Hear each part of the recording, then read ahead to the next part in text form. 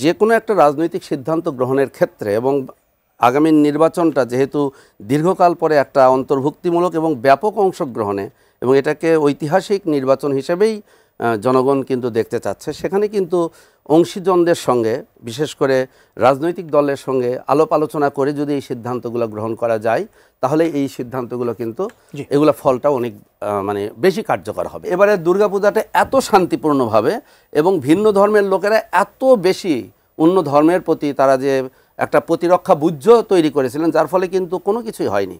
সুতরাং আমার মনে হয় এটাই আমাদের সংস্কৃতির, এটাই শক্তি। মার্কা নিয়ে একটা আলোচনা রাজনৈতিক দলগুলোর মধ্যে এক ধরনের এখন মোটামুটি তর্ক বিতর্ক হচ্ছে কিন্তু, এবং নির্বাচন কমিশনে অনেকেই যাচ্ছেন, সংশোধন করার দাবি যাচ্ছেন। আপনার কাছে কি মনে হয় যে এই রাজনৈতিক দলগুলো আসলে বাংলাদেশের নির্বাচনের জন্য এটা ভালো হলো না খারাপ হলো?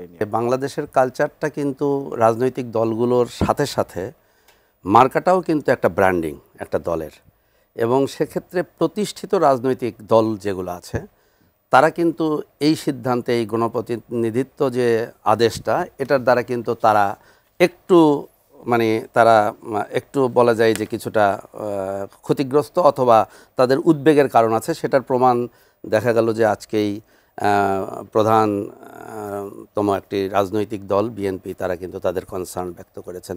যদি আমি জানি না এখনও জামাত বা অন্যান্যরা কীভাবে তাদের প্রতিক্রিয়াটা কী, কিন্তু এটা সত্য বাংলাদেশের সংস্কৃতিতে দল যেমন গুরুত্বপূর্ণ, আবার দলের মার্কাটাও কিন্তু ভোটের জন্য গুরুত্বপূর্ণ। তবে এটার আবার বিপরীত একটা দিকও আছে, যেটা আমি ভাবছি এই সিদ্ধান্তটা আসার পরে ভাবছি যে এটার বিপরীত যুক্তি কী কী থাকতে পারে। সেটা হচ্ছে যে 5ই আগস্ট পরবর্তীতে বাংলাদেশের কিন্তু সব কিছুর মধ্যেই একটা রূপান্তরের প্রক্রিয়াটা কিন্তু আমরা দেখতে পাচ্ছি।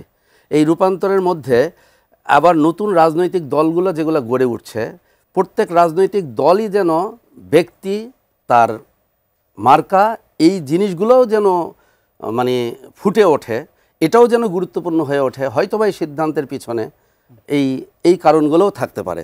তবে আমি ওই কথার সঙ্গে কিন্তু একমত যে কোনো একটা রাজনৈতিক সিদ্ধান্ত গ্রহণের ক্ষেত্রে এবং আগামী নির্বাচনটা যেহেতু দীর্ঘকাল পরে একটা অন্তর্ভুক্তিমূলক এবং ব্যাপক অংশগ্রহণে এবং এটাকে ঐতিহাসিক নির্বাচন হিসেবেই জনগণ কিন্তু দেখতে চাচ্ছে, সেখানে কিন্তু অংশীজনদের সঙ্গে বিশেষ করে রাজনৈতিক দলের সঙ্গে আলাপ আলোচনা করে যদি এই সিদ্ধান্তগুলো গ্রহণ করা যায় তাহলে এই সিদ্ধান্তগুলো কিন্তু এগুলো ফলটা অনেক মানে বেশি কার্যকর হবে, এটা আমি মনে করি। বাংলাদেশের রাজনীতিতে ধর্মীয় এলিমেন্টে ঢুকে গেছে, এটা আছে, ধর্মীয় এলিমেন্ট আছে, এটাও যেমন সত্য। আবার ধর্মীয় পরমত সহিষ্ণুতা, ধর্মীয় যে সহিষ্ণুতা, এটারও কিন্তু পরম আমরা কিন্তু প্রকাশ আমরা দেখতে পাচ্ছি। এই যে গত যে দুর্গাপূজাটা হলো, আমরা কি দেখতে পেলাম? আমার মনে হয় দীর্ঘদিন পরে এবারে দুর্গাপূজাটা এত শান্তিপূর্ণভাবে এবং ভিন্ন ধর্মের লোকেরা এত বেশি অন্য ধর্মের প্রতি তারা যে একটা প্রতিরক্ষা বুদ্ধ তৈরি করেছিলেন, যার ফলে কিন্তু কোনো কিছুই হয়নি।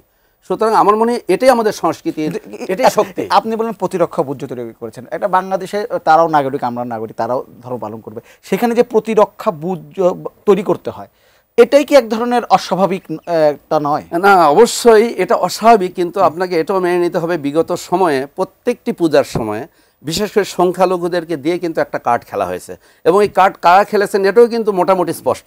সুতরাং আমাদের ধরে নিতে হবে যে এই ধরনের খেলা কিন্তু যারা খেলবে তারা কিন্তু শেষ হয়ে যায়নি, তাদের অস্তিত্ব আছে, এবং এজন্য তাদের এই চক্রান্তগুলো মোকাবেলা করার জন্য কিন্তু এই প্রতিরক্ষা এবং সমাজ সচেতনতা, মানুষের মধ্যে নাগরিক সচেতনতা, এটার দরকার আছে।